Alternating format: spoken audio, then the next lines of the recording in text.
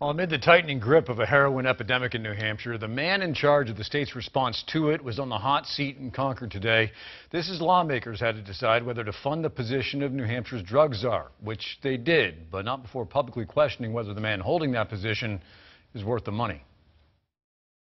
I'm John Wozmak, the Senior Director for Substance Misuse and Behavioral Health.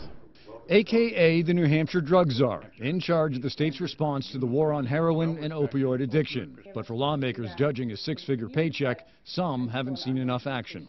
We're doing so little around here to stop the faucet of creating new addicts. We have several things going on, all of which are happening independently. With heroin overdose deaths going through the roof in New Hampshire, the committee did decide $112,000 from the state's charitable foundation to fund Wozmak's position is worth the money. But the confidence appears to be in the position, not the man holding it.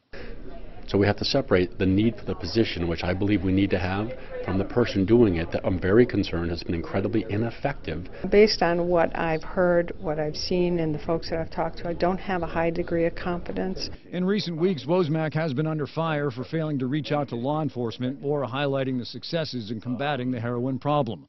Last week, Wozmak did make several recommendations, mostly focused on education and prevention, and told the committee that in 127 days on the job, he has spoken with 142 people. There's a million weaknesses, and there's a course of people to bring together, and that's been really the focus of my term here. But moving forward, many are asking one fundamental question: who is in charge? Are you in charge of the war on heroin? Yes. Well, following the fiscal committee's move to continue funding the Office of Drug Czar, Governor Hassan did release a statement applauding it.